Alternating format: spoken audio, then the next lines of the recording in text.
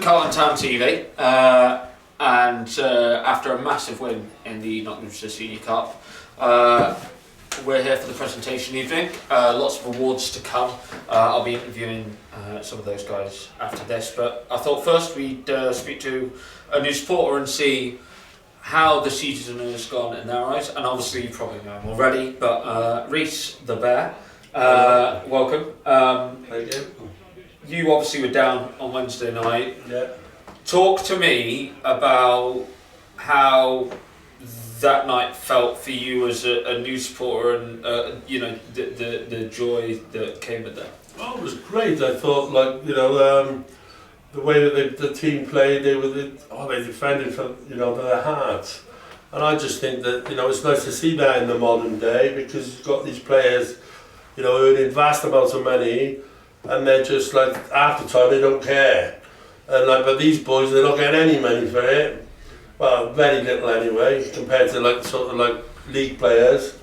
And the way they fought on Wednesday night was absolutely outstanding. Mansfield were just coming at them, and they just it speaks for itself, really, doesn't it? By the fact that they didn't concede. And that, it was a great moment when, unfortunately, obviously, just beforehand, we miss out on playoffs at the last hurdle. You've obviously followed the club all season, on a promotion push. How's the season been for you, experiencing this, for the first time, and in realistically a successful season for us? Yeah, it's been a really good season. Thing is, I started coming over here because a friend of mine, Gary Boatsy, I've been a friend of his for a number of years, and I'm from Cardiff and I'm a Cardiff fan, but I moved to the area, so I've got, I hooked up with Boatsy and stuff like that, and he said, come over last May for the charity match, which is coming up now in a couple of weeks' time. And I enjoyed the occasion. I met some lovely people, including yourself. Thank you. And I just thought to myself, I'll come to the next game. And then I came to the next game, and I came to the next game, and so on. And it just ended up like that. And I just, it was really good. And it's, I've been made really welcome as a supporter. So was my partner Lou, who helps out. And it's been an absolutely brilliant experience. And roll on next season, I say. You mentioned exactly something I was going to touch on. That obviously, Lou has helped out. She obviously's helped out in terms of doing, for instance, raffles. On match day, but she's also been Miller's Mouse. Yeah. But that's top secret. The Miller Mouse changes identity all the time. But this obviously. Let me just break. I've even been Miller Mouse once, and the shorts were falling down when I was in the centre circle. Oh wow! It wasn't your proudest moment. Wasn't my proudest moment. But obviously you say you support Cardiff. This obviously is a very different club to a club like Cardiff, because it's so community based and volunteers. Yeah. How's the different feel, and the fact that everyone just chucks in? How's talk to me about that. Ooh, I just think it's a hard one, really, isn't it? I've been a Cardiff fan since a very young child, and my heart's with Cardiff. And a lot of my mates, I had a good friend of mine, Johnny Owen. He was, I had tickets to go and watch Forest and things like that. And I always felt I had that feeling of I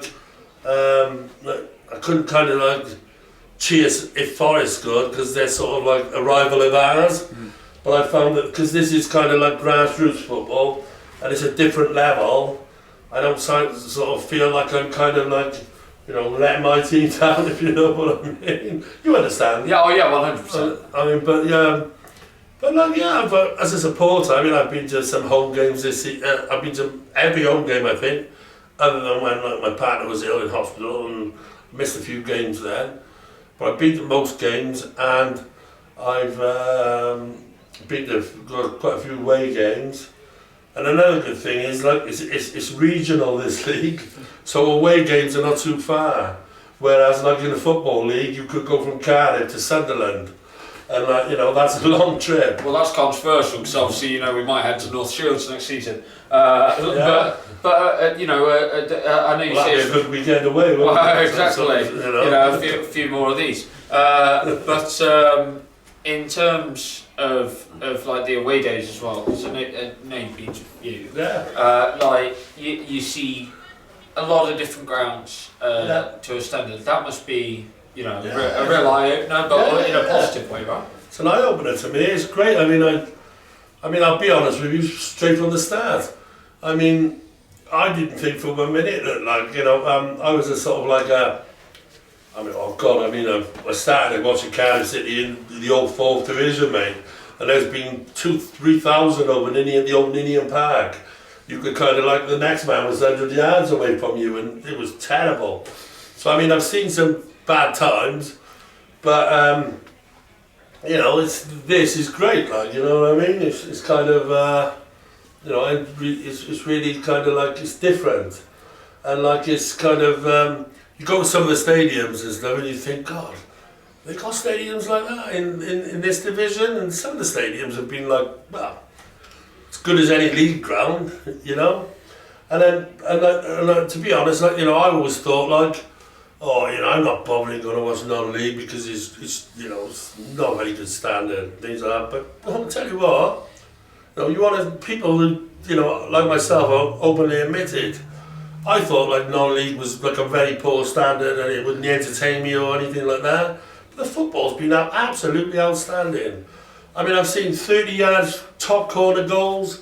These boys here are really good footballers, and it makes me think what's the sort of the fine line between this level and getting picked up and stuff like that. To play for a championship side or a League One side or something like that. Because I've seen some really good matches down here.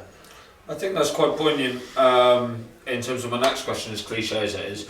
And I thoroughly apologise to the viewer because this is cliche as hell. And I'm going to ask this probably to every person I interview. But what was your favourite moment of the season? I feel like I'm in a panto. What was your favourite moment of the season? My favourite moment of the season, I think, was got to be Wednesday night. To see the players all celebrating and things like that. And it was absolutely outstanding, to see, an achievement, a non-league side, they beat the under-23s of Nottingham Forest and Man City. Excuse me, easy. I don't think they beat the Man City under-23s. Mansfield Town, I do apologise. But, that's a good level, you know what I mean? It's I'm not being funny, but these boys, I came on the night of the Forest game, and the Forest under-23 players were pulling up in 69 plate Mercs and things like that, 20-year-old lads. So any players watching this, just specify mixed budget does not stretch that far, unfortunately. It barely reaches the bar, so... hey, if Mick gives him a 69 plate Merc, I'll play myself. I'll finish off with a question more to do with yourself rather than Carlton, just to sign off. Yeah. And this is shameless because I'm purely buying in on any Cardiff supporters that happen to click on the hashtag Cardiff. But Cardiff season, talk to me, what do you feel about it? Very, very deflating. Very deflating. I put a status, a lot of my friends who look at my Facebook and things like that will see what I put after Wednesday night or Tuesday night when they beat Bournemouth beat Forest. I put some kind of statement the most saddest thing for me tonight is to see Kiefer Moore, who was our best player, scoring the winner which put them into the Premiership as Bournemouth, not us. And but however, I look at it Bournemouth, that's down to the lack of any ambition by our board, in my opinion anyway. Since we came down from the Premier League 3 years ago, it's just gone from one level to another. And God bless, better luck to Steve Morrison and things like that. He's done a really good job, but they're expecting men to play boys' roles. sorry, boys to be men, if you know what I mean. And it's just not, well, they've had some good performances, they've got some good players there on loan, like, but to be honest, this training season has been crap. Right, so Cardiff Board, if you're watching this. If you're watching this, Vincent Tan, do one. But on a more positive note, like you said, cracking night Wednesday, cracking season, and Reece, it's a cracking interview. Thank you very much. Cracking, Josh. Lovely. Cheers. And up the Millers. Up the Millers. I'm going to introduce our special guest up here first of all, who's going to help with the presentations. Then I'm going to interview. Then I'm going to bring the reserve manager up, who's kindly stepped into the play after Paul Rockley obviously left sort of mid-season. So Dan's going to be coming up, having a few words. He's got players player and managers player to do from his point of view. In the background, Carlton Town TV are here. They're going to make a programme about tonight, about the cup win. They're going to be they're not going to be interviewing the usual suspects tonight, like myself, Tommy and Mark. They're going to be talking to supporters, one or two players. Barry's just gave a lovely interview, I understand, to John as well. So that's going to come out in the next week or two when Quentin gets it put together. After that, I'm going to introduce Tommy and Mark up onto the stage. Tommy and Mark have got 3 presentations. I think they might have a special one as well, but they've got at least three presentations to do, which will be most improved player, clubman, and manager's player. After that, we've got the Chairman's Award, the President's Award. Roger sadly's not with us tonight, he's unfortunately double booked, but I do know he's voted for, and we've got Roger's Award to give as well. After that, we're going to have, I think Jamie's sorting some pizzas or something out, Jamie's on the ball with that. And then we come back in the later stages where we'll finish the raffle. We'll invite Alan Murphy onto the stage. Alan Murphy will announce the goal of the season, the contenders, and then the goal of the season, and then we'll get the supporters player of the year, which none of us know. And then finally, Tom and Mark will be back to present the prestigious players player, which is obviously what you guys have all voted for. So without further ado, would you please put your hands together for tonight's very special guest, Ian Storey-Moore.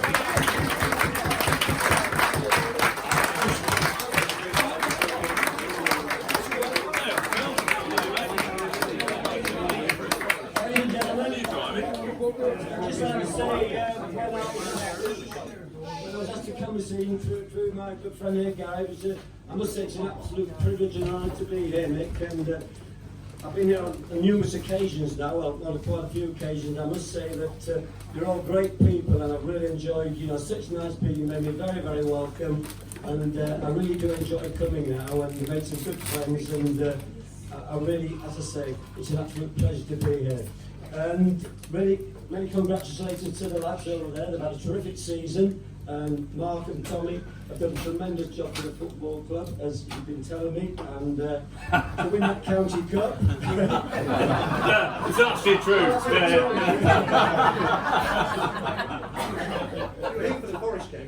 was here for the yeah, number 23. A great night, wasn't it? A great result for the lads. So hopefully.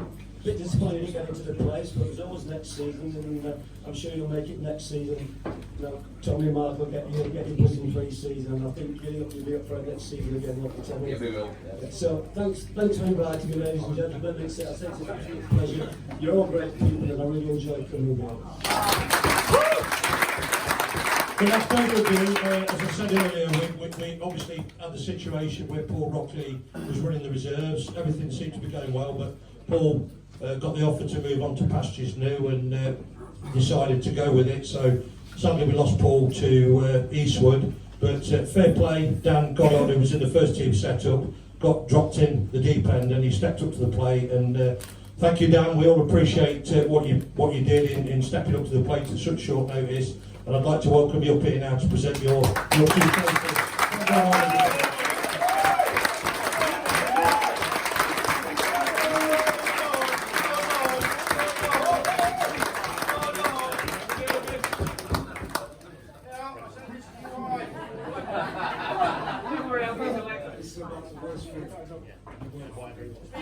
Sorry?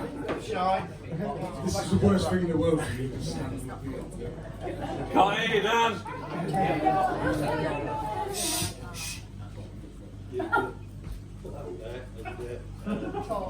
We do the players, managers award first. Yeah. Right. Well, first one's the manager's player. He's not here tonight. It's about the first time he's let me down all season. So I'm going to get Dan Flint to come up. The manager's player of the year is Jack Wood.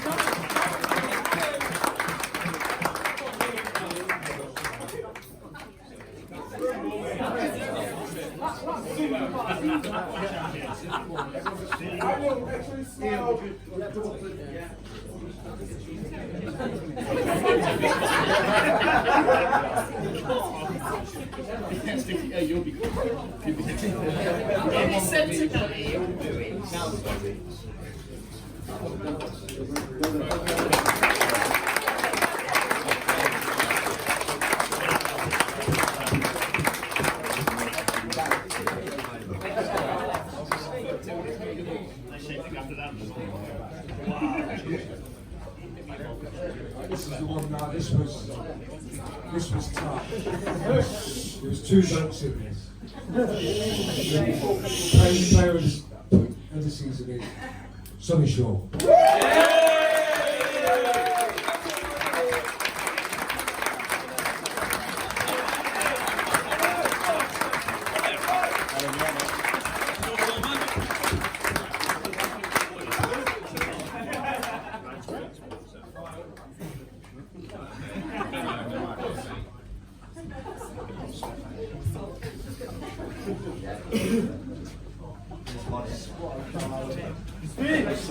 Sonny, before you go, just a quick word for Carlton Town TV.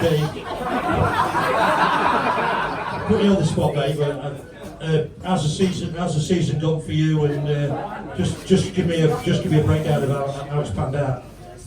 I mean, it was a difficult season to be fair, you know, the manager dropping out. I think that's taking over and that's in the right direction for next season. Well done, Dan. What about your own personal appearances? You've obviously got that's a prestigious award to get Players Player. Are you hoping to push on and try and get more towards the first team next season? Yeah, hopefully. I've had a couple of sort of interactions with the first team this season, so getting on next season will definitely be an aim. Yeah, okay. Tommy and Mark,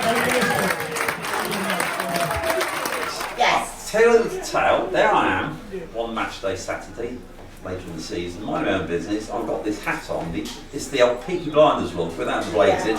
It's suddenly knocked backwards. I turn around to find a massive, great big steroid based mouse here, which is the Miller Mouse. So tell me, how did you reintroduce and what was the getting behind reintroducing Miller Mouse? I spoke to Gary Boatsy. Yeah.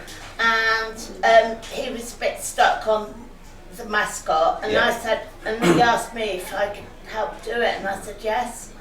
So I do it, but I share it with Carrie, and we get changed, and then we go out and Giving your secret identity away here, but too much information.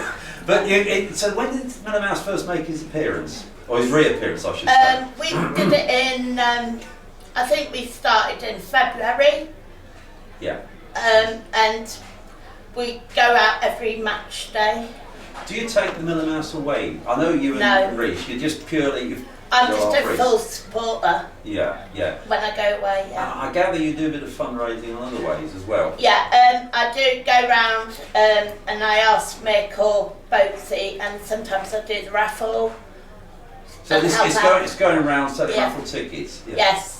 Do you get a good rapport with the fans when you're doing Miller Mouse? Yeah, I mean, we get little boys and we get other children, get high fives from the mascots, and yeah, we like it, yeah. Nobody threatens you with an overgrown cat? No. I remember once I just to say, I didn't do the Miller Mouse, but I was working at, so I did a bit of volunteer work, and Peppa Pig appeared, and I was eating a sausage sandwich at the time. It didn't go down very well, so you got no danger with cats attacking you. Going around the ground, how long have you been here at the club now? Since about February in COVID, because my partner likes football. Yeah. But with football night stopping, he wanted grassroots. Yeah. So now I mainly come here a lot. Yeah. With the raffles, what's your normal take in? You get a good support, do you? We do. Yeah. We yeah. do. We get about 70 people Contributing. come. Yeah. That's great. And most of them are like away people. Yeah, people are. I've certainly found non-league people do. Now, you have been in a bit of the wars medically the last 2 or 3 months. Do you want to tell I've had a blood clot, so I had to step out. Yeah. Yeah. You looked in hospital here in Nottingham? Yes, Mansfield, yeah. And they looked after you well, didn't Yeah, they? really good. Yeah. And I'm glad I'm better, so I can help support the club because it's really good grassroots football club. You're enjoying yourself, that's the main thing. I do. I get like a thrill out of it. And I mean, we go away on most match days. Either I drive or I go on the coach. Yeah. But if I drive, I meet the supporters beforehand. And we get like, even the way supporters, the way people, they just talk to us and wonder about our club. They've heard good things, yeah. And any one particular player that's really impressed you this season? I think they all have. You know, there's others better than, like Nat Watson, he's done really well. You know, people are really impressed with him. And some of them, before we've played them, they haven't even heard of us. You know, and we've actually told them and made a good improvement. So, on the pitch, what's your highest point of the season just finished? Like winning the Senior Cup on Wednesday. I was undecided about going because of the weather, but I'm glad I did. Yeah. Well, thanks very much, Joy. You have a good summer, and we'll see you back here come August. Without further ado, I'm going to invite 2 very special people up here. This is their first. They came here about three years ago, but unfortunately we haven't completed the season yet through no fault of their own. They promised silverware when I spoke to them both. They helped along with you guys delivering on the big stage. They've got 3 trophies to present, and I understand there's a little special one they're going to do as well, which I've just been told about, which I think is absolutely lovely. So please welcome onto the stage, and no knocking them over tonight, guys. Mr. Tommy Brookbanks and Mr. Mark Harvey, everybody.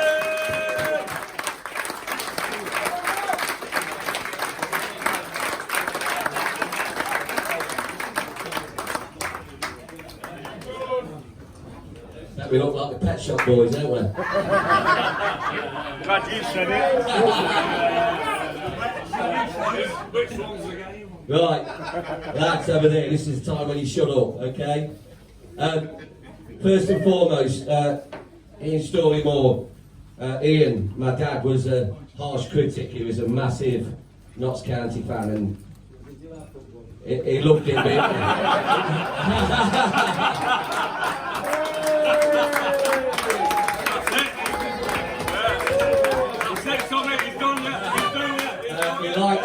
he liked Tony Aitley, he liked Les Brad, but he didn't rate me or my brother. But the 2 outside of football he rated, one was Dave Mackay, and 2 he said Ian Storey-Moore was a top footballer. And that's praise indeed from my dad. Bless you. Well done, Ian.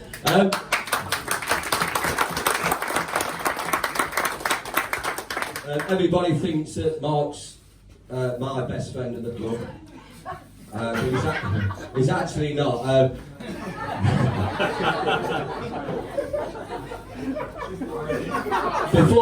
Before I announce my best friend, there's 2 people over there, Barry and Jackie North, who are the heartbeat of this club. They're wonderful people. They're at every game. Barry rings me every match day to save him a parking space. And the work they do for this club is absolutely fantastic. So first of all, a round of applause for them two, guys.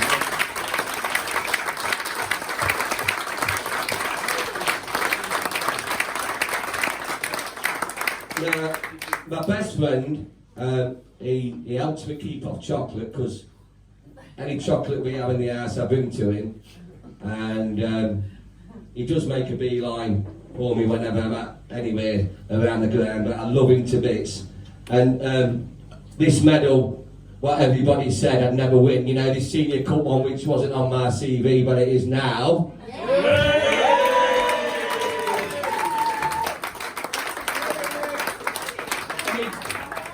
and to be honest, it's the only thing missing, so don't worry about that. But this is quite special, and it's been on the worktop since Wednesday. Tina says, "Oh bloody hell, more crap! What are we going to do with that?" I says, "That's for somebody special." And this is for my best mate, Gary North.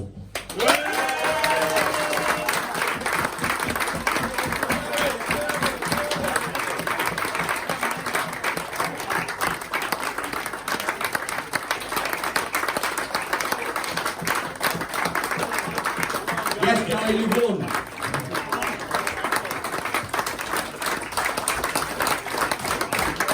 What do you think, guys? What do you think?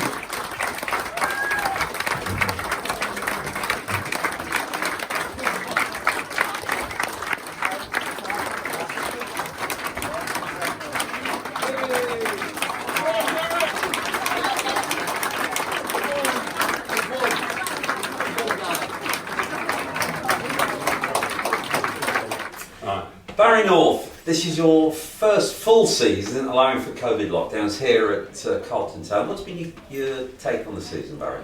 Well, I think this season's been an absolute great season, both on and off the pitch. You know, if you look back, yeah, we had 2 bad seasons with COVID, but if you look back 3 years and look at what's happened at the club in the entirety of that 3 years, from where there was then at a low point in the league, you know, there were several people around here was a bit despondent with things because they was struggling, and I came in at the end of that very end of that season, ready for the first season, and then COVID spoiled the first 2 seasons. Although we did get a lot of foundations laid during those 2 years, but as far as this season went, I think we've missed a chance in going up because I think we're good. We've been good enough. We're a good enough side to have got up. You know, we started the season pretty well. We went to, I remember one of the high points for me, probably one of the best games, was when we went to Wales Owen. They'd had 7 games, 7 wins. We was going to them on a Tuesday night, a long journey, going to them, and we totally outplayed them.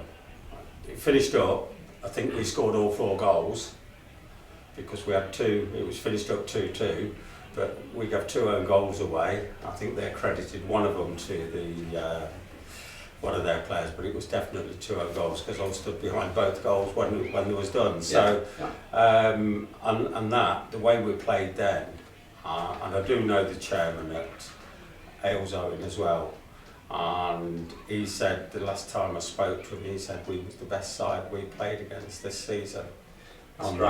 Based on that. That's great. Now, if we could just, that's good. I'm going to get this out early in the interview. What's been the low point of this season on the pitch? The lowest point on the pitch, I suppose, from my point of view, from the footballing side, is when Baseford called back Kieran Preston. That was a low side because Kieran had been key. What our defence didn't do, Kieran filled in.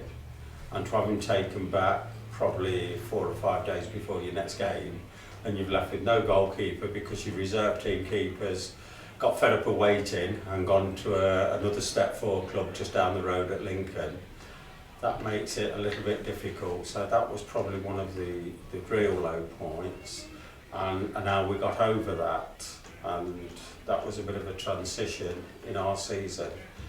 Playing wise, have many players been here all for 3 years coming from when you first came in before lockdown, or is this squad pretty new? No, a lot of the players that we've had have been, yes, there have been additions obviously to it, but primarily we've had pretty much a set squad or a set team with a few additions added each season, especially because like last year we lost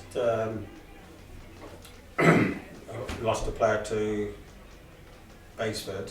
You know, he went there under contract for them, and that's how we got Kieran Preston part of the deal. So you know, there's been 1 or 2 changes in, but nothing that's really affected the team, and the team spirit's been the amazing thing all the way through. High point, obviously we've done the Hell's Own away. What's the best match you've seen down here in the season? The best match I've seen down here, Forest, without a doubt. Yeah. Forest, without a doubt, because they were so good. a real good team, played really well. You know, they got the lead and we didn't stop battling all the way through, and to get the 2 goals near onto the end to win the game was just absolutely amazing. So I think that's the best memory I've got of this season on the pitch. The Mansfield game, which the final a few days ago, what's your take on that match? Absolutely fantastic. I think the Mansfield was the best team we've played all season. Without a shadow of a doubt, I think they was capable of beating anybody in our league, and I just think that we defended very resolute. And I would have said Sean, the keeper, was absolutely amazing on the night. You know, he pulled some brilliant saves off, and that's part of football. Part of football is attacking and scoring, and another art is the art of defending. And I think we had a good first half of attacking, and the second half we spent a lot of time in defence. And I thought we'd done it resolute, good savings. You know, it really was a good defensive part, and hitting them on the break as well. So, yeah. So looking in playing strength in the summer, what are you looking as the club? What are you looking to do? Anything in the summer? Well, we're always looking to improve the ground. Yeah. One thing in football is, and I've learnt this in past football clubs, is where you pile all your money into the budget for the players, and the ground gets left behind and your infrastructure gets behind. Yeah. And yes. that was one of the things I said to Mick when I came to the club was, you know, we've got to keep the ground moving forward, because every year ground grading changes a little bit. Sometimes not very big ones, but an example was in 2006, where I was before, I had a step 4. And in 2009, I think it did, it had a grade 4 grading. And by the time 2012 come, when that team got back into level 4, the ground wasn't good enough. Yeah. And that's just what happens. So it's imperative that you keep your ground. Old friend of mine, sadly no longer around, who lived in the Hollow area, did a load of good for the area, and he'd said to me, if you stand still, you go backwards. Correct. And I think with the Correct. ground, we've got a nice setup here at the ground, but if you just leave it alone, Yeah. So what are you looking for next season? Fingers crossed, we're still in the same division. Right. Hopefully, I've been told all the players want to stay. Great. Right. And I know Tommy's got another 2 or 3 players to come into the squad. You and I both know your fault.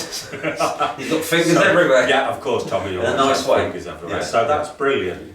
That's brilliant from that side of it.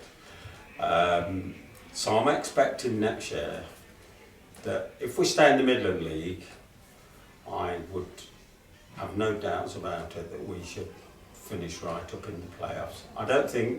I think this year we had 1 or 2 dodgy games.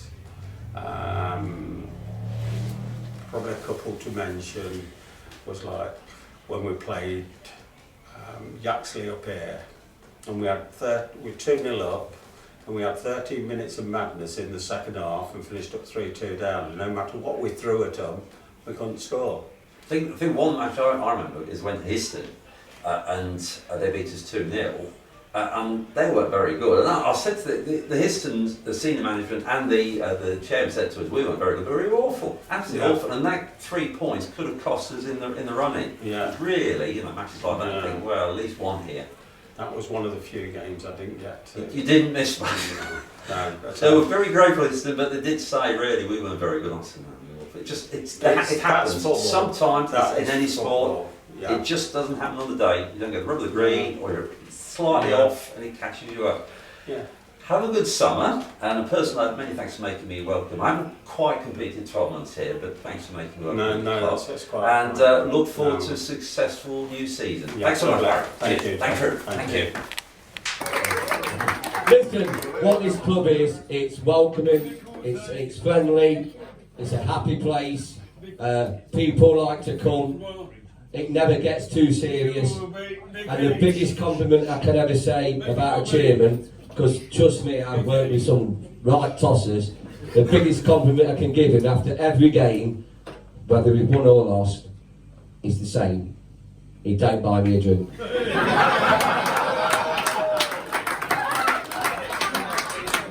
So, you know,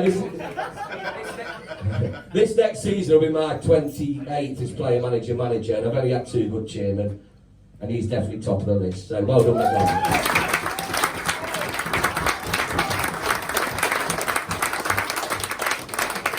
Probably football-wise, mine and Mark's main man, who does everything for us, and it always goes unnoticed, is Wally, Trevor Wells, at the back there.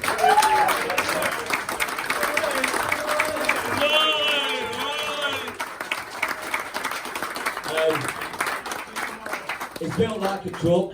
It wears shorts for every game, is it, Mark? Every game bar none. But his secretary, he does the kit, he covers for the physio. None of you see actually what he does for this club, but he is a top guy. We love you all. Thanks, pal.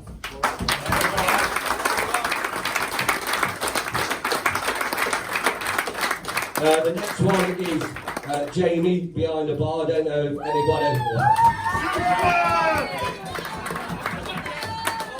I don't know if anybody remembers the last two, but yeah, he wasn't sure that he was going to get Clubman of the Year, so he got a bit at it, and then he got it, and he cried, and he come running up like Larry Grayson, and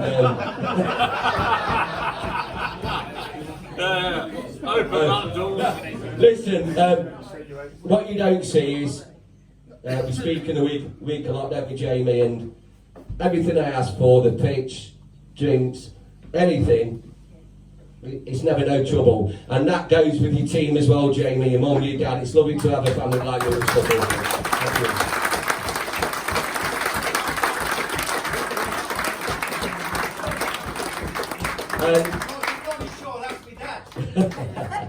Look, with that, you know, the volunteers, John Bryson, Dave Hodgson, Boatsy, you know who you all are, you know, Ken.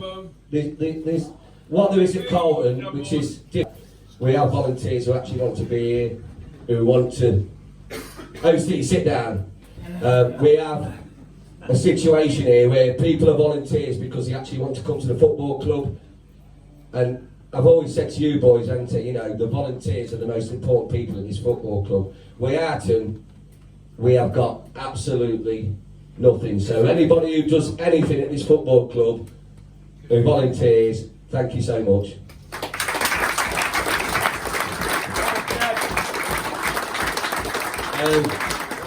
Right now, we've got Phil, haven't we? Now Phil, he does the kit. I noticed the other night, the first person, bear in mind it's took me nearly 28 years to get my hands on that, Mick. And I'm looking around and Phil's already had 10 photos took with that trophy. Anybody notice that?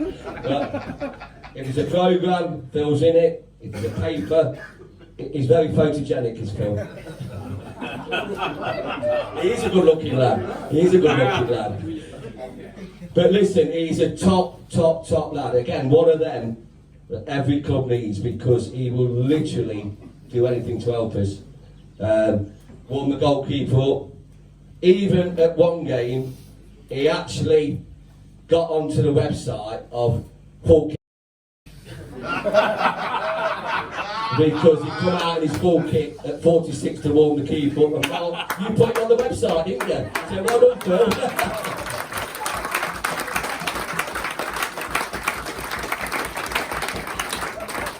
And then there's a boy over there, Alex. Listen, don't trust him, he's carnage. Our physio, he says he's a physio, but, you know, in this day and age we're not sure. But what he did, he come on board at the start of this season, because obviously Wally, Phil and everybody was swamped. And for a long period of this season, it's been voluntary. And the work is done on the lads, and I mean that in a nice way, not a nasty way. The work is done on the boys. He's going to be our fitness coach as well next year, as well as doing physio. It's not often somebody comes into our club and I say to Mark straight away, we really need to nail this lad because he's a huge asset to us and he can make us better and stronger. But Alex has done that.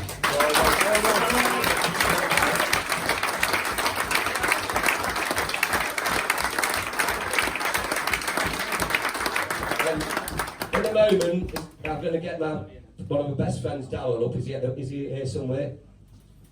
Yeah. But just before I do that, I just want to thank all of you. You know the support this year. Alan asked me what the highlights were this year, and this says Forest after the game and the Senior Cup the other night, because we love the fans. It's fantastic when you can share the joyous moment, you know, and we've shared a lot of them with you guys this year.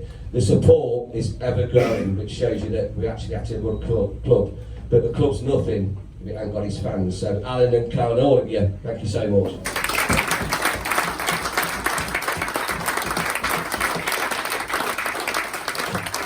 The guy I'm going to get up now is one of our best mates, Darryl Claypole. Just a little bit of history. When this club started, well, not started, but when I first came on board nearly 28 years ago, there was only me and Roger. Paul Shelton's passed away and Bill Stokol was the chairman, and we gradually brought people in. We brought Mick in first and he became chairman, and then one of our major signings was Darryl Claypole. He just totally revitalised the club. The work he did with the academy was unbelievable. The likes of Bawley, Dean Gent, Druat, and it was endless the amount of players that come into the first team in that time. And he also, along with Mick, put a lot of money into the club. But Daryl's going to come up now and just have a quick word. Daryl. Thanks.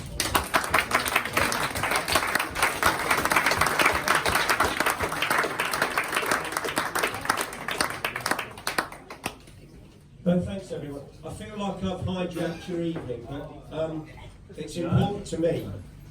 I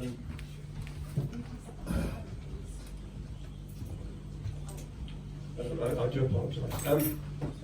I know you guys have got a situation. You're going to Merthyr, so I've agreed to pay for your hotel and your coach to go.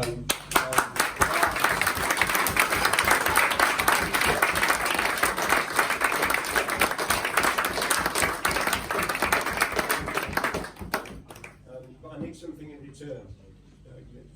Never anything for nothing. My son, Tom, who's 40, has developed a brain tumour. So I'm doing a sponsored bike ride through July, virtual, gym in Chesterfield. So please, you guys, you've got some sponsorship forms there, Martin. Get them round, do what you can to help me, and I'll do what I can to help you. And I sent Martin some money for your beer tomorrow to go away, which I promise you for a game, whatever. Do well next year, and I'll support you even more. But help me, if you can. Yeah.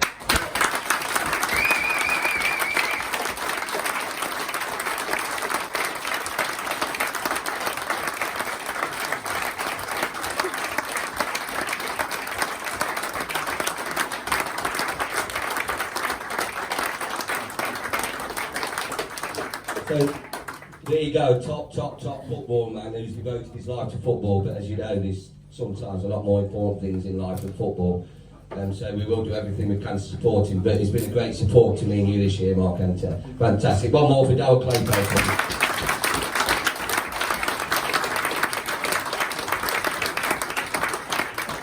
Just one more quick thank you. Darryl Thomas, Martin Ball, they've been a great support to me and Mark over this last year. Don't ever believe that they'll be managers in this next year, because they've got a better chance of having a hole in the arse than they have as managers. But they're good people, they're good lads, we talk a lot. We've actually got a Tommy's phone group chat, haven't we? It's the first group chat I've ever been in. I don't know who's talking or who's saying what on it, but we're good mates. Obviously Bawley and Darryl take us back to 16, 17 years ago when we were winning Northern Counties and that, so they're good lads. And I'm sure that one day they will be future managers, but thank you, you two.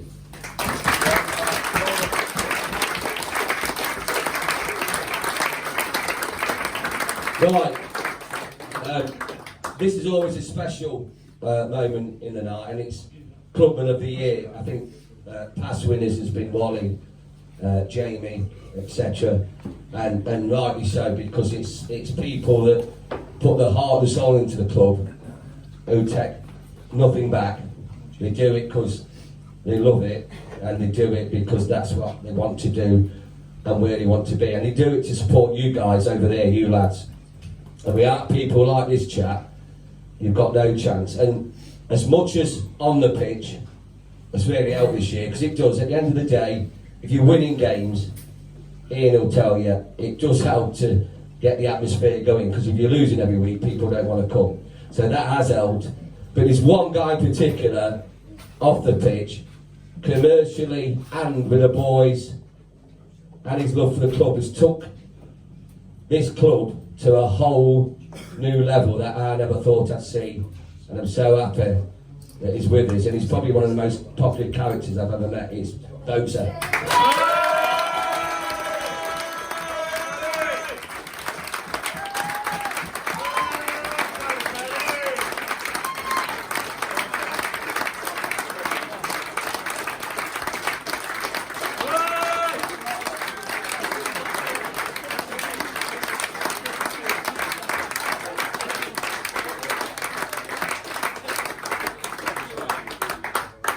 Thanks everybody.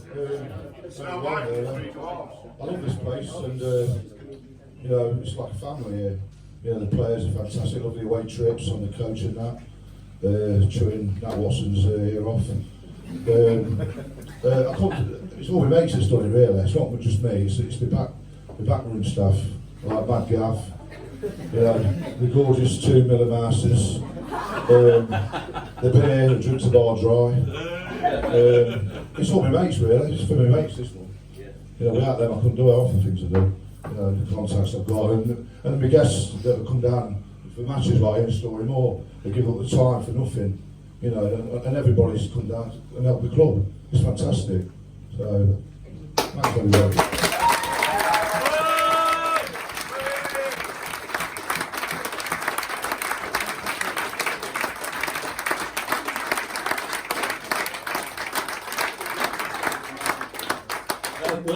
We've come to the most improved player, and before I announce it, just to let you know that other than Toby Moore, who's moving to Spain next season, we love Toby to bits, but he's been offered a job in Spain. He's been offered his own digs, 4-bedroom house in Spain. His partner, she's been offered a job out there. He's been offered the opportunity of a lifetime, Toby has. And we'd have loved to have kept him, because we think he'd have been our centre back for years to come. But congratulations on that, Toby. We are going to lose Toby next season.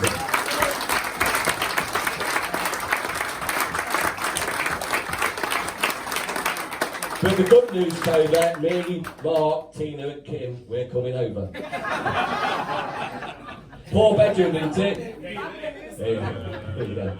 Next guy, we are waiting on a decision from him. He come to us as an 18-year-old from Southall or Southwell. Do you call it Southwell or Southall, Steve? I say Southall. And I got a tip off, and I went to watch him, and I thought, just to Mark, he's got some of this lad.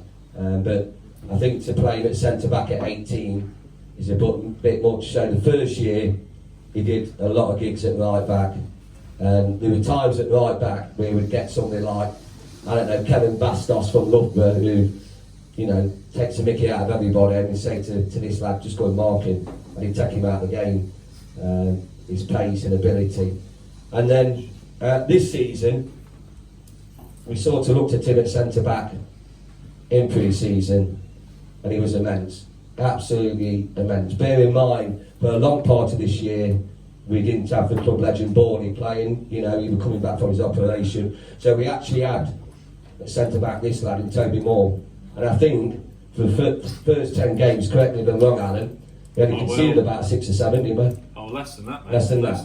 Yeah. Yeah. 5 games, no goal. But this lad, you know, hopefully, he's been offered a job in Newcastle, which we don't want him to take, do we? No. He's actually the best looking lad at the club, you know. And I tell you here and now, you know, if he got banter, he would pull everybody, seriously. But he's a top lad, and obviously he's been offered a new deal. We're just waiting for the next couple of weeks, hopefully, you know, he decides to stay with us, but whichever, you know, he's developed well as a young player here and as a young person, and obviously the winner is Dan Byrne. Yeah!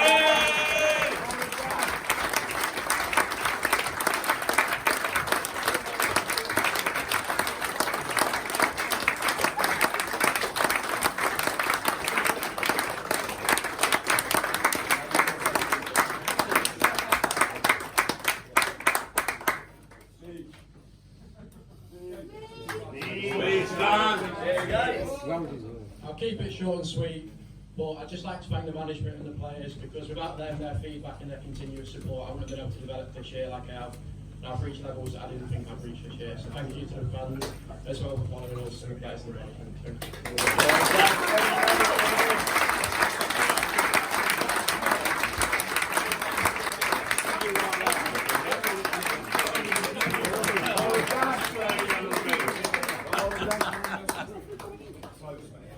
Right, this next one is quite a special one. Is the manager's player of the year, and when I actually put it out to the votes, I think it was out of 20, 18-2. It's a very special one for me, but it's actually more special for Mark, so I'm going to ask Mark to say a few words about this lad. Mark's going to speak. As you can see, every now and again I'm allowed to speak. It's not really any different from being at home, to be honest. Every now and again, you can have a word. Saying I like him. And it's usually wrong. Obviously, you know, them that was here a couple of years ago when we did Manager's Player of the Year all know that I've sort of led everybody up the golden path a little bit. And obviously we can't get rid of anybody, so most of you was here. Nobody wants to leave and never will. Obviously, this time it's probably a little bit different. A lad that literally I was managing a different club, and this lad had just been released by Leeds, and he absolutely. And I literally 2 days later had got him signed. And barring the odd little tiny spells, he spent most of his career following us around and helping us win trophies. So, Manager's Player of the Year, Nat Watson.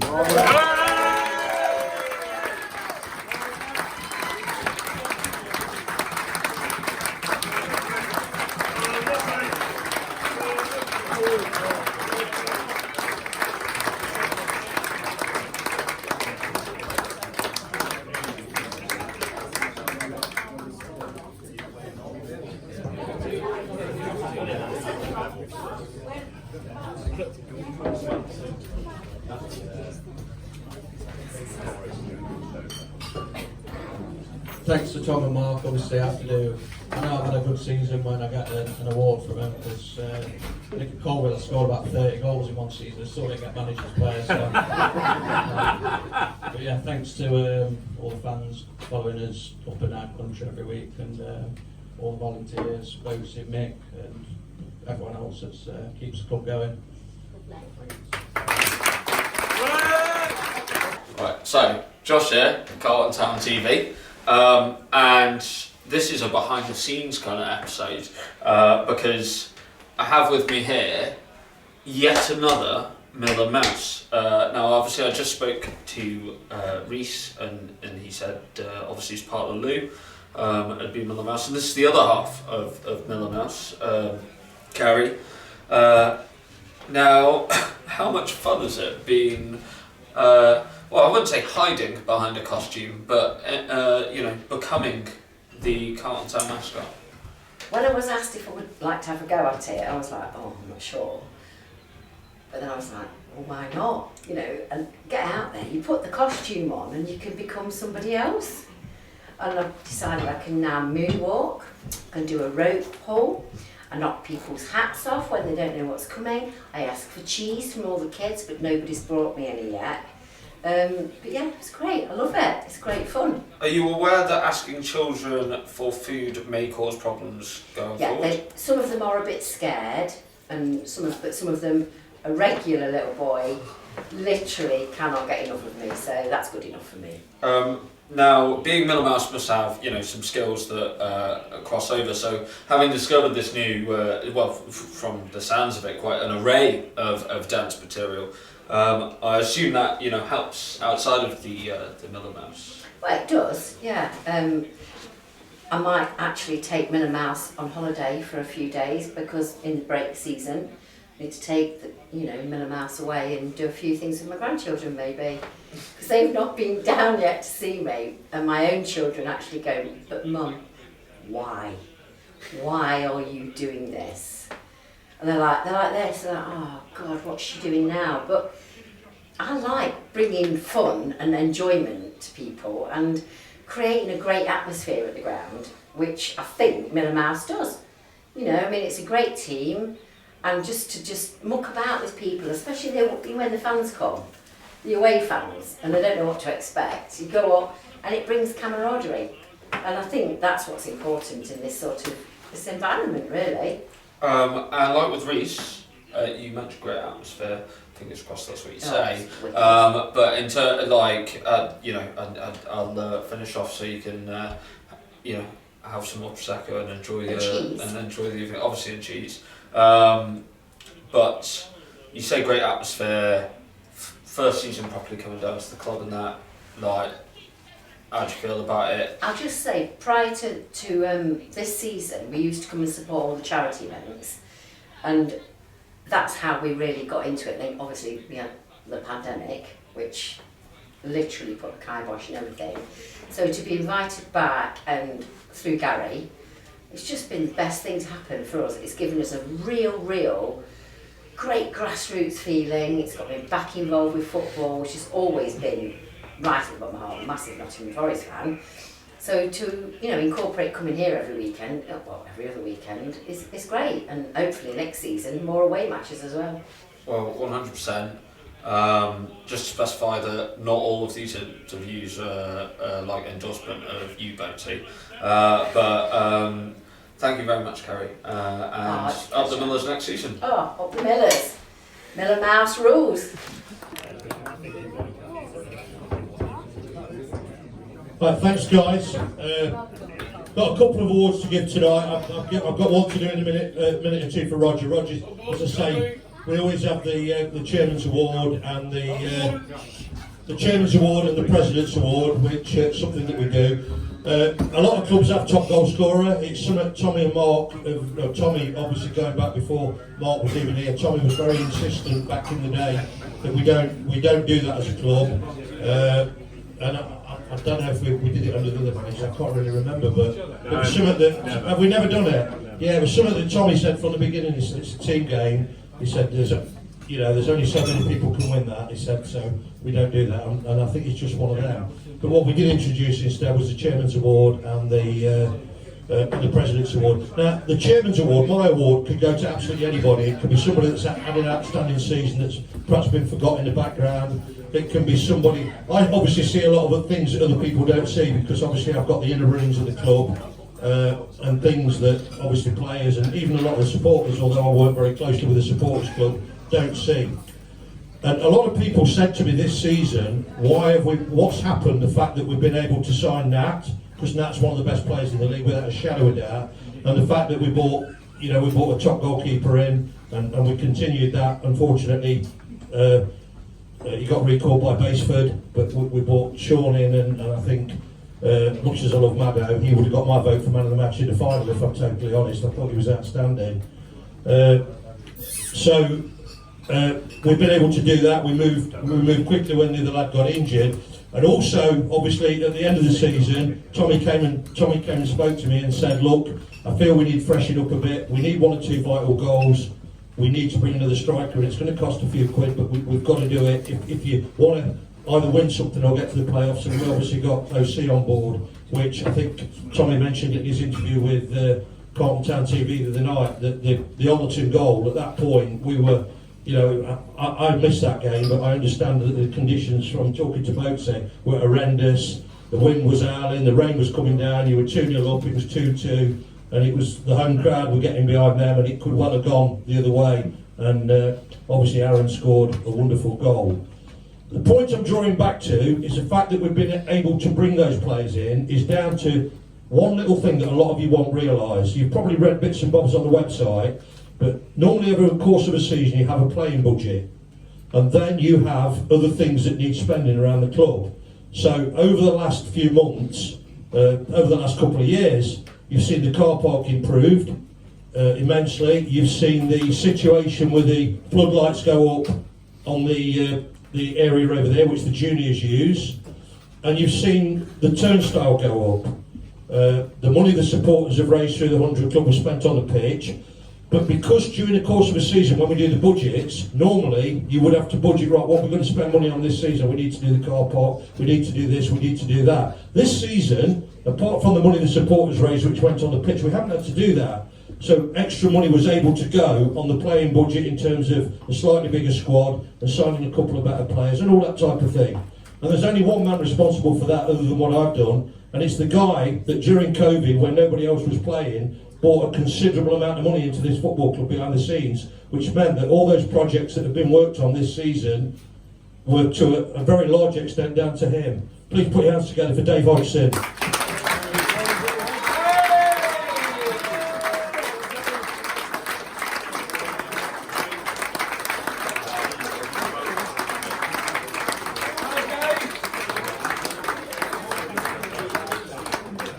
I'm going to ask you to say a few words. I've been wanting to do that for the last bloody 12 months. I really had this in my head.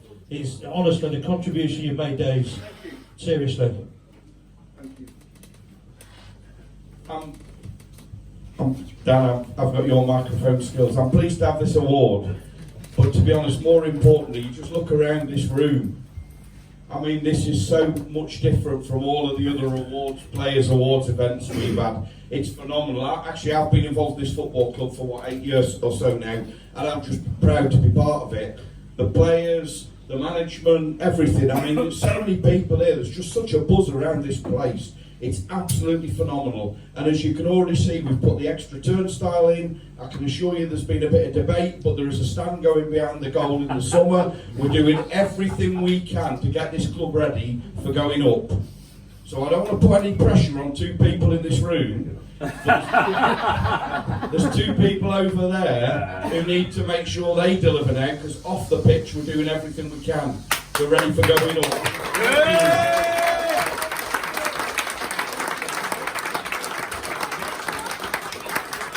Coming down to Carlton Town? Came down about 7 years ago through my son. Josh? Yeah. Yeah. So Josh, my son, actually came down here to ask Mick if he could put a charity match on the pitch. And Mick kindly said he could use the pitch for free.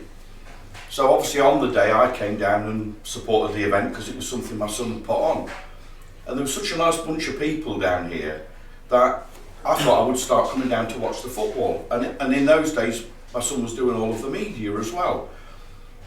So to be fair, there was an element of being dad's taxi and also watching the football. And what I find, and I say to everybody else who gets involved in the football club, it's infectious. You only have to come to 2 or 3 games and there is such a lovely warm bunch of people here. You feel part of a family. So then as my son changed job and couldn't always get here, I couldn't afford to miss out because it's made such a great bunch of friends, and it is such a lovely football club because of that. And I've been involved, as I say, for a number of years now, and I've made so many good friends through being involved in Carlton Town. Well, 7 years on, you picked up an award tonight, which I thought was well deserved. Would you like to tell me a bit more about it? Well, I mean, the role I pick up, because I'm retired now. I retired 5 years ago, and I said to Mick that obviously I've got time on my hands. I've run big businesses, and that I'd be more than happy to try and help out to see what we could do to raise funds from corporate partners and whatever. We did a lot of work with Vernon Coker when he was the local MP before he went into the House of Lords, John Clark from the council, Michael Payne. to see what we could do to help get some support because of the part we play in the local community. And we were very successful in getting a big grant from them, which helped do the car park. And then obviously during COVID, there were lots of grants available to keep clubs like this alive, because otherwise we would have fallen by the wayside, and we were able to get grants like that. So to be fair, I would say me and Gary Clark are a bit of a double act. Yeah. You know, Gary raises lots of on the match funding, sponsorship, some corporate partners, and I complement him by dealing with local businesses and even on a national basis where there's grants through the Football Foundation to try and just do what we can to support the football club. You mentioned COVID. The 2 seasons here was affected by COVID. What was it like here, financially and over the overall atmosphere? Oh, it was horrendous. It was horrendous. I remember having conversations with Mick, and we really weren't sure just how we were going to survive, because there was still lots of overheads. You know, we were still having to pay for the cost of leasing the ground, we were still having to pay rates, electricity, all of those sort of standard bills everybody else was paying, to be fair. So, you know, for anybody watching this, all the sort of pressures they felt, we felt to a different scale, because obviously we didn't have any revenue coming in because we weren't able to play, so there was no money coming into the football club, but we were desperate to keep it going, so when we came out the other side, the football club would survive. Now, we've had the first full season since the first lockdown. Your view overall, both on the league side and of course the successful County Cup win? I think, to be honest, I feel sorry for Mark and Tommy, because they've now been here for 3 years and they've only had 1 full season, and that must be so difficult. And I know when we talked to Tommy and Mark, that stop-start nature of the season they were finding really, really difficult. This season they've had a good run at it, and I think what they've achieved this season is phenomenal. And I think the achievement of winning the County Cup from a football club was fantastic, but you just have to look at the smile on Tommy and Mark's faces to realise just how important it is to them as well. But for everybody, it's been fantastic, and I think more importantly, as I was just saying to everybody in the award ceremony, I think what's equally as special is the fans are now starting to see it isn't just what's happening on the pitch, it's what's happening off the pitch and around the whole football club. There's lots of additional infrastructure we're putting in place. One, to be fair, to make the club more professional. Just on a match day, even with the things you do, John, I mean, it has made such a difference, all the announcements you make, and I'm not just saying that because you're interviewing me, but seriously, it's improved the general professionalism of a match day experience. But more importantly, the fans can see we're not living from one match to the next. There are a team of people here who are investing in the future of this football club, and as much as I know it was a light-hearted comment, it puts now a lot of pressure on Tommy and Mark to deliver on the pitch, because we want to make sure that off the pitch we're doing everything we can to support them all. I was taught a phrase many years ago by my old friend sadly no longer around: if you stand still, you go backwards. Absolutely. Would you agree with that? Totally, and I think that, you know, what we're doing off the pitch is not just about what we hope to achieve this season. Everybody I talk to who comes into this football club do not see this as being a 6-12 months. When we've had some of maybe the younger members of the team, the volunteers who've come in, they don't necessarily see them being here forever, because obviously they move on in their lives, relationships, whatever else it is. But for people like ourselves, you come into this football club and you don't really see it ever ending. And I think that what we're doing is not just even looking for next season, we're building a platform for the future here, and we want to be the biggest team in Nottingham behind the professional teams. And I think a lot of people would struggle to challenge that that's not what we're achieving at the moment. So looking here early May now, kick-off is in mid-August. What are you looking to do in the closings next 2-3 months? Well, already, as I said in my award speech, you know, we've put an additional turnstile in, which is one of the things we need to do for ground grading, because if we get promoted up to the next level, to the Premier League, there are different requirements from the FA, and we are now trying to make those sort of changes. So for example, in the close season, not only will you see all the normal work that we were doing, improving the standard of the ground, all the painting, decorating, repairing, fence panels, whatever else it is. We'll have new advertisers coming in, so you'll see new hoardings around the pitch. We're hoping to do some more work on the floodlights, which is part of the general maintenance programme. But we are, as I said before, we're now looking to put a stand behind the goal at the far end of the pitch, at the opposite end of the seated stand, because that's another requirement, not just for the Nottinghamshire FA, but also it just makes the general matchday experience much better for the fans. Plus, you've had a club, Yorkshire Amateur, at this level. They had to get things in place, and they didn't. They got relegated. Yeah. Obviously, we're not in that position, but obviously looking to go upwards into step 3, where the requirements are even greater. Absolutely, and in my experience, in the time that I've been involved in non-league football, a lot of clubs actually wait until they get promoted and then look to make those changes, and that gives them 1 season. And if you haven't made those changes by the end of that season, the likelihood is you'll get relegated because you haven't been able to comply with ground grading. So the senior team in this football club have made a conscious decision of building in anticipation that's going to happen, rather than it being a last minute, let's say, a panic to get all of those things in place, because we're building for the structure, for the future. This is not a 1-year plan, this is a 5-year plan to take this football club forward. One other question, your highest point of this season? One match, be it home or away, league or cup. To be honest, I think playing Nottingham Forest, the game we played against Nottingham Forest, I looked at that team sheet, and you look at some of the players they were fielding, and you think, I think there was 5 of those players have played for the first team this season, and you think, well, we'll give it a good shot, and I know Tommy and Mark will definitely have the guys fired up, but we've come a long way, and you're almost resigned to the fact that you're going to get beaten. And then the lads went out there and they played phenomenally. And of course, all of us, John, to be fair, we've all got rose-tinted glasses about how Carlton Town play. But when you've got Andy Reid, the manager, Nicholas Randall, the chairman of the football club, who both come in and say, second half you deserve to win. I mean, what an accolade for what a great job Tommy and Mark and the players have done this season. That has got to be the highlight. Well, I wish you a good summer. Thanks for your time, and see you in August. Great, thank you very much. Thanks, Thanks. John. Thank you. Roger sadly is not here, as I said.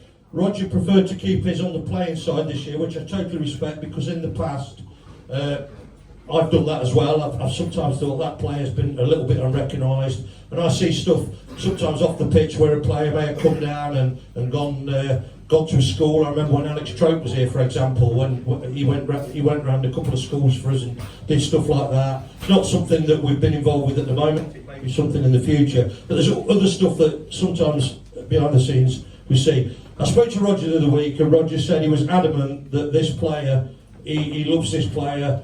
He thinks he's I can't put it in words, but Roger would love to be up here doing this tonight, but he said, Mick, it's an easy decision for me. He said, Roger goes to more away games obviously than I do, and he said there've been times where we've been under the cosh, and a last ditch tackle, something's come in, he's done something, and he's saved us. And and that award tells you why he's getting his second one of the night. Please come up, Dan Brown.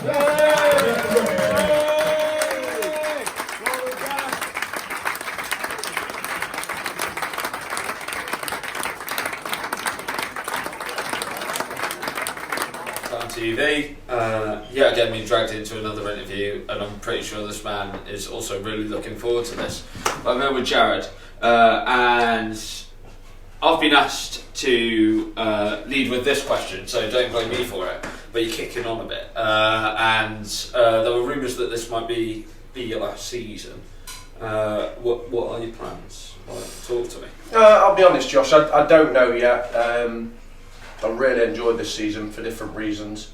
I think on a personal note, when you get towards, or you're thinking you're getting towards the end, then you're making different decisions. And then I've got a family, I've got a wife, so I think after the cup final, obviously the highs of that, I'd rather go away and maybe have a couple of weeks. And I think the good thing is I've got a good relationship with the managers. Mark first signed me when I was 16. So you've got those memories, but I'd say this season I think there's just been a special feeling this season. There's a momentum at this club, and you're kind of weighing up whether you want to be, in a sense, part of that, or you'd want to, say, finish off on a high of winning the Notts Cup. But like I say, a couple of weeks, and then I think I'll make a decision.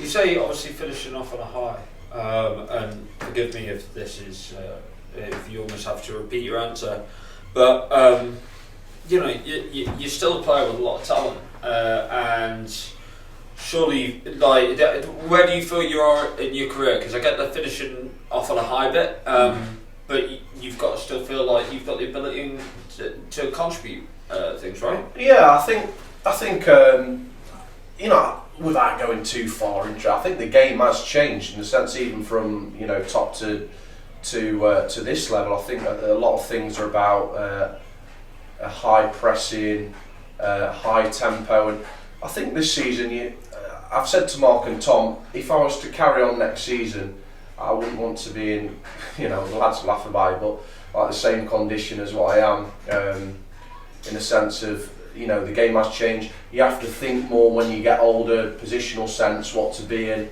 And I do think over the last 5 years the game's changed, and I think out of my own sake, if I am to carry on, I have said this to Mark and Tom, it'd be, you know, that I'd have to, you know, get a bit fitter than what I have, because even in games there's certain times where I'm thinking, you know, I'm not enjoying it as much because you know, just the conditions. So I've let myself down in a way, but at the same time, the camaraderie amongst the lads, and, you know, the dressing room and the fans, and what's happened this season, that's the parts that really are gripping me in some ways as well. So I think it's fair to say, and the same goes for the rest of the squad, in no way is anyone, you know, that anyone down the season. What an incredible season it's been to the football club. I've been here, 10, 12 years now, and what an incredible season it's been. That as a player to be part of, and then to round it all off with a trophy at the end, must be incredible. Yeah, I think, you know, you always obviously reflect at the end of a season where, you know, there'll be clubs all around in the league going, oh, if we would have won that game, then we would have been in the playoffs. At the end of the day, I simplify things. We haven't got in the playoffs because, you know, the other 5 teams above us have got more points and they've been better. But what I would say is, with this club, I think if they do keep the nucleus of the players, and they add a few more, I think the experience will certainly help next season. I do see this club 100% being in the playoffs, and if not, the automatic. But it's great that we've won a trophy, and, you know, for the gaffers as well, they've both not won it. I've not won the Notts Cup, and you always remember those things. I can remember winning my first trophy as a non-league player, and obviously I'll remember this one as well. So it's been a great season all in all, I think. I guess, like, a good question for yourself would be, when you joined the club to now, what are the differences you've seen in the club? Because you say it's a club with momentum. Obviously, I imagine there's changes gone through that period of time. Yeah, well, I've played for Carlton before when I was 19. You know, I didn't play for too long, so I moved on to Worksop. But I think the number one thing is obviously that there's more fans here. Carlton always, you know, no disrespect, they always had a low fan base. But now, you know, you're looking at the crowds, and the lads, you know, really notice a difference.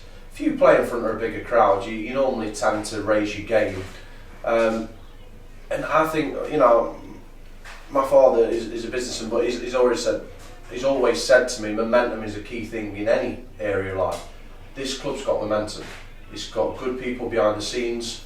It's definitely got 2 experienced managers that's won things and managed higher.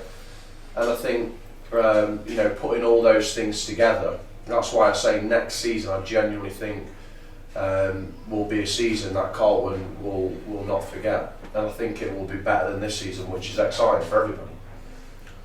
I don't want to keep you away from the beverages too much, because I know pretty much with any player agreeing to do an interview during a jovial night is difficult. So I'll end with two things. One which unsurprisingly is going to come up, and the second which is follow on from this. So Your highlight of the season for me, and I'm sure many supporters, was, like you said on the way in here, an appearance on a radio station, and BBC Radio Nottingham, advertising a certain game. And what on earth made you decide to spring in song, let alone the choice? Yeah, I don't know, to be honest. You know, I've not done much radio. I think I'd like to blame on a few beers, but I didn't think I'd had any. So there's a spare at the moment thing, and you know, it's obviously turning something funny in a sense. But again, you know, going on BBC Radio, it's an experience for the club, and you know, myself, and I didn't expect to sing that song. Yeah, choice of the song. Wow, I only got reminded during the break of you couldn't have chose probably a worse song because of the individual who sang the song. Carlton Town, by the way, has no representation of that, just Jared. Yeah, so, yeah, maybe a bad choice on my part.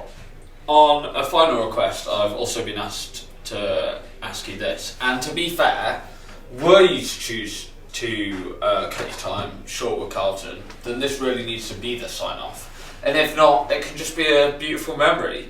Either you can choose that song or another, but would you mind giving me a couple of lines of a tune to the camera, please?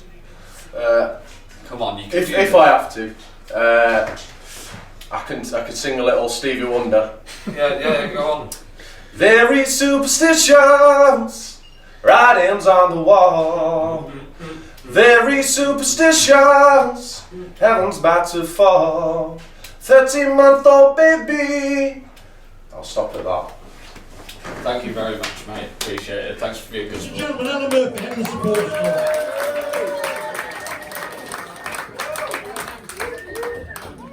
Well, good evening. There's a few more here than there normally are in the presentation now.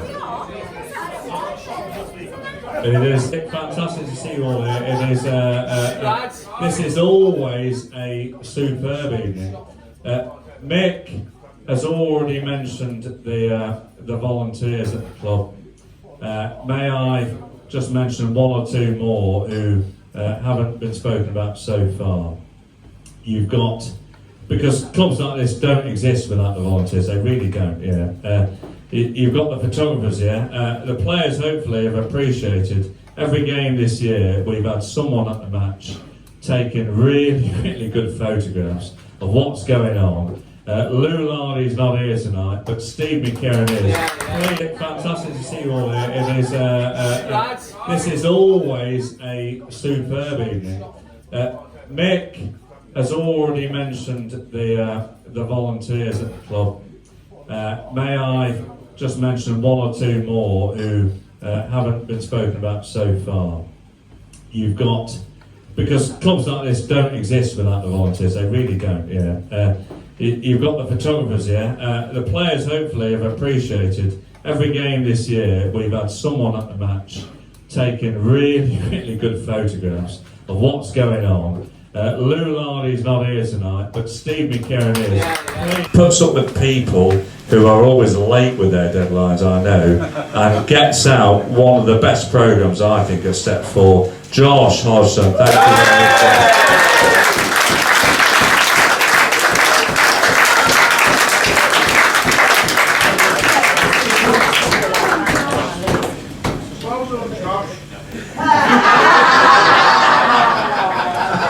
On a match day, we don't just have Tommy and Mark and the players and Wally and Phil warming up the team. We've all got the shit that goes on outside of the actual playing stuff to do.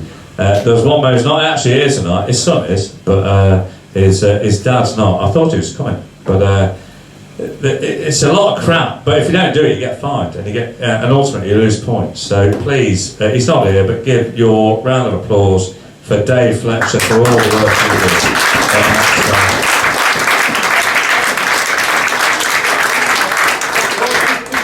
Where's Fletch? Back road. I missed him. I haven't got to mind it yet. But the fourth person I want to mention, he's been mentioned a few times already. If you came to Carlton Town, I don't know, in even when we were winning games in 2013, 2014, or before that in 2009, 2010 under Tommy, 2012, 2013, 2014 under Les, we were still getting crowds of 75, 80, 85, 90 at a home game. Not so many. Under Wayne, a little bit less because we weren't winning so many games. And then Tommy and Mark come in 2019.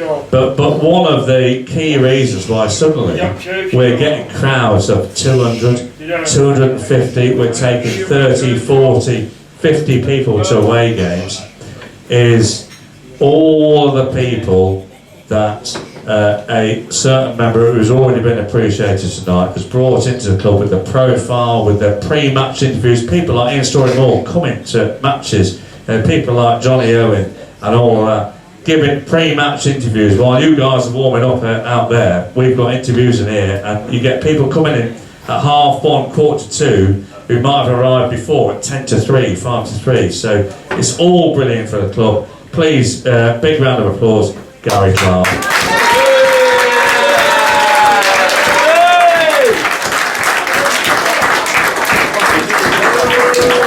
Final thing I want to say before we give our awards out. One of the things that was so noticeable on Wednesday night when you guys won the Not Senior Cup. Sorry, when you guys won the Not Senior Cup. Have you forgotten already? One of the things that was noticeable was when, just before the cup was presented, when they kind of, I don't know if they opened the gate or the lads just found the gap and ran on anyway, was the mini millers, the support of the Carlton youth. How good was that? Yeah? They didn't exist 2 years ago, and they're here in abundance tonight. Well done, mini millers!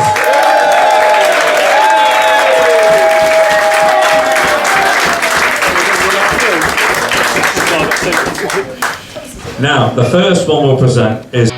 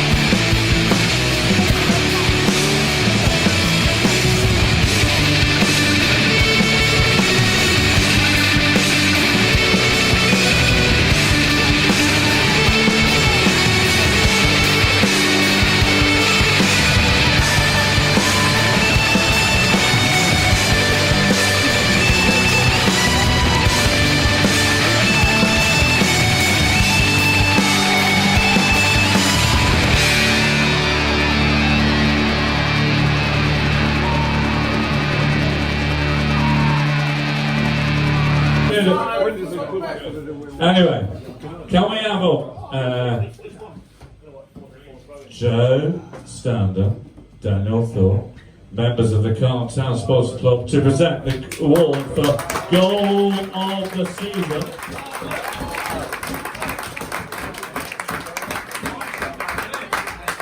Now, Malcolm Brown, father of Daniel, has collected all the votes from the supporters for this vote, and so he's given me the top three.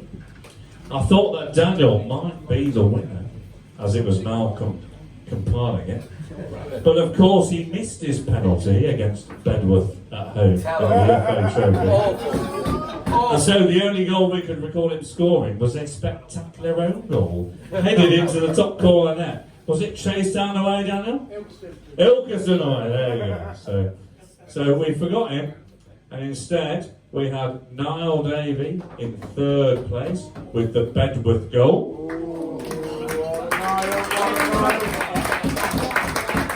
We had Niall Davey in second place with the Hales Owen away goal. But the winner and this year's goal season, Lawrence Gordon.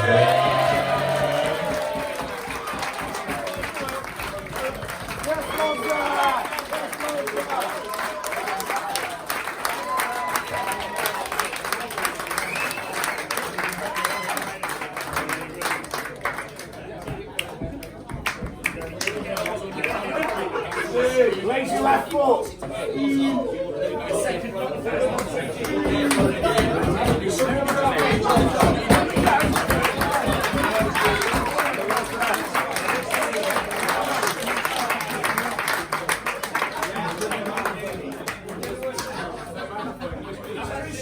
So, the Carlton Town Sports Club Player of the Year. We vote at every single game for the last 12 years. We take a vote after the match of who's been, man of the match, and it's either me or someone else who tags along in a little book,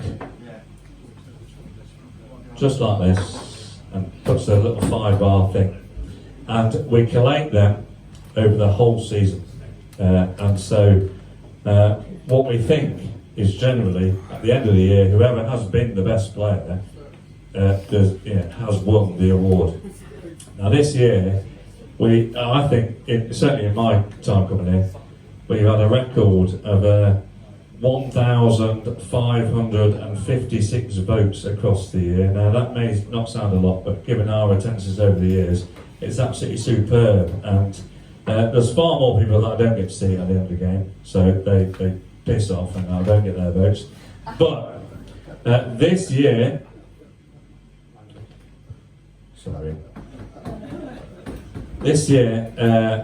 there were 4 players who were clearly ahead in terms of the votes that they got. Well, in fact, 5 players, because 2 of them were tied.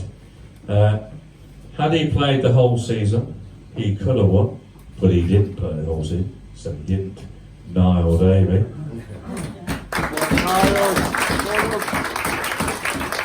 Along with Niall, a man who's already had some awards tonight, who may or may not be leaving us, but hopefully won't be, Daniel Brown over there.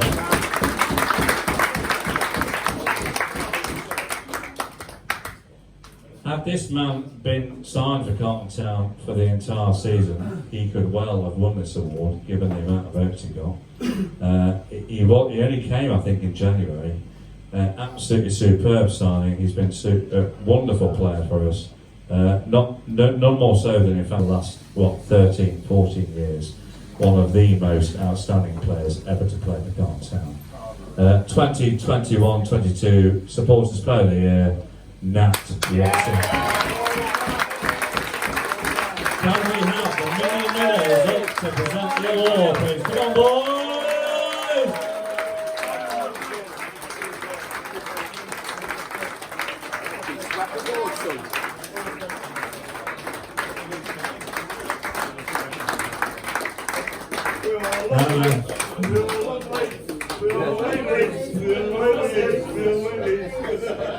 Cheers, man.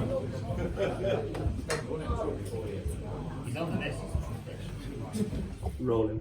Now, Aaron, first of all, great to see the two of you here. I'm going to have to talk about your wounds. What happened? I won my first header of the season, which Tommy, Gaffer and Mark are always banging on about. So I've gone up, won the header. I've just landed. This was against? Yaxley at home. And this was what, March time? Was it? This was, yeah. Won the header, I've landed, pretty bit funny, and then the lads landed on top of me as well. So. And what did you do to yourself? Or was I managed to break one bone in my leg, one bone in my foot, and one bone in my ankle. So you've been. I've never seen the photographs of you in plus. I was unfortunately was away with the lovely COVID, so I didn't see the. I saw the photographs, but you improved your settling. Yeah. Come off the crutches a few days ago now, so let's start walking again, and hopefully back for pre-season. Now, are you a local man? I am relatively local. Yeah. Live in West Bridgeford, So Carlton, you joined how long ago now? I was 18 when I first joined. I was playing the under-21s with Tolly and Daz, who were the gaffers at the time. Yeah. And then they brought me into the first team under Wayne.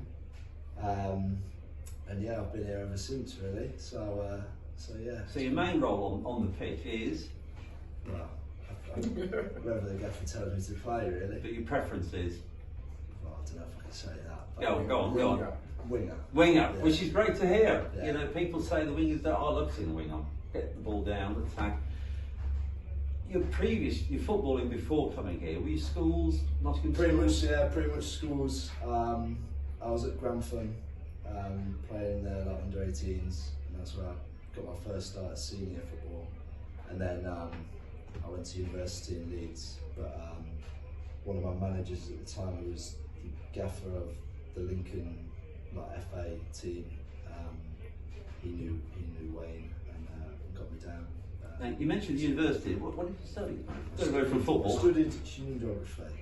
Okay, I know this isn't football. Do tell me, what is it? It's just a pretty broad aspect of geography, which is pretty much irrelevant to the rest of life. So.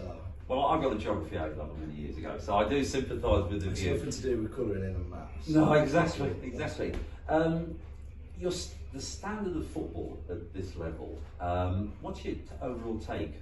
I think, it's different a lot, to be fair. It's hard to say really how it's changed ever since I've been here, because I came as a very small, skinny 18-year-old.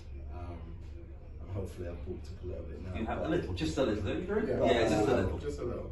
But I think you get a massive variety. I mean, you look at the teams that have gone up this year. Ilkeston, they like to play quite silky football in their 4G, and Belp have obviously gone up and take the long ball approach, and they're both as effective as one another. So you get a massive variety in non-league, and the standards I'd like to say has definitely gone up since I've been here. It's great to hear. And it's definitely gone up. The standards gone up within our team, especially over the last few years. Do you think Tommy and Mark have made a big difference?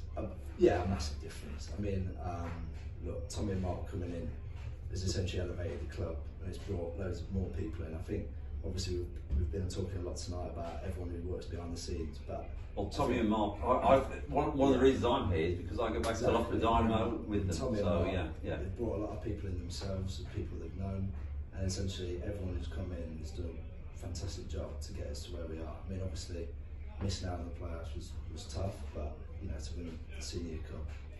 I'm going to mention the Senior Cup. I've been advised you've missed 2 finals.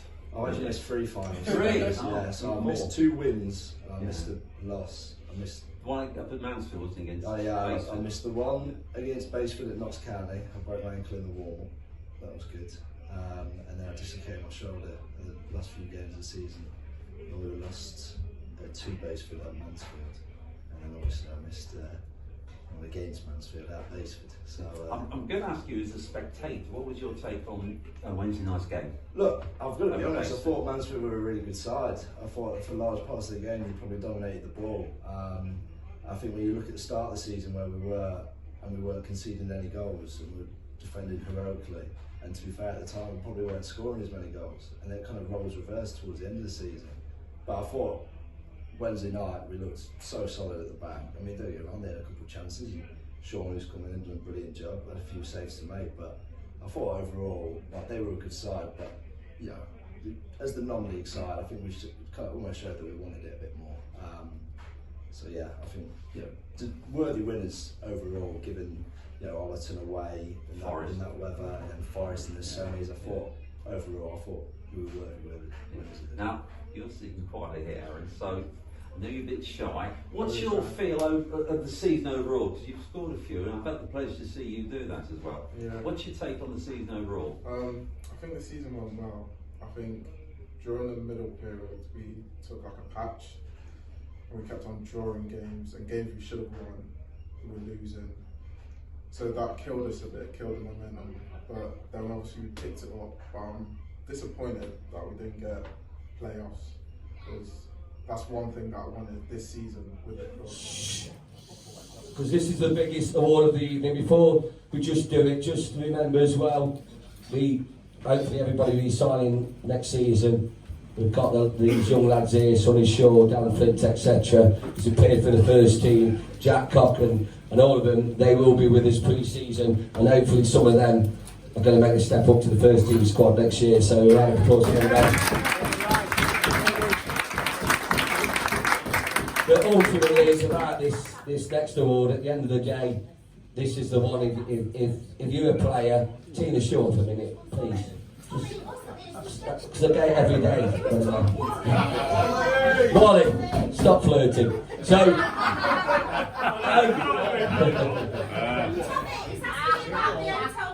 I'm only.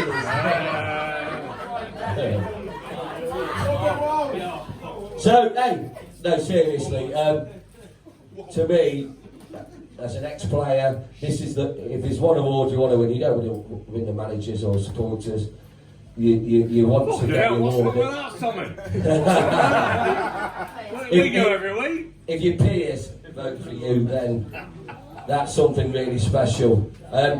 Listen, my personal tribute to this boy is, and I will say this now because he's getting older. No, you are, Lucy. I have to say, if anybody ever asked me before this season who's the best player who ever played for me, now, no.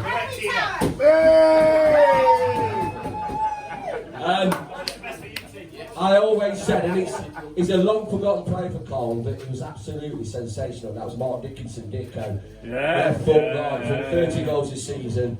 If he hadn't got injured, he was just the finished article. And he'd come through a time when I was still playing. He was just a brilliant player and a great youth. But I will say this: I take a lot of pleasure in watching this boy who's won this tonight. I would pay to watch him.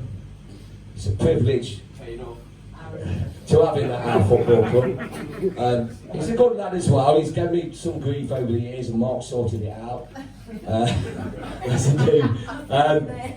But I think it was 18 votes out of 20, so that says it all. It's Nat Watson. Yeah.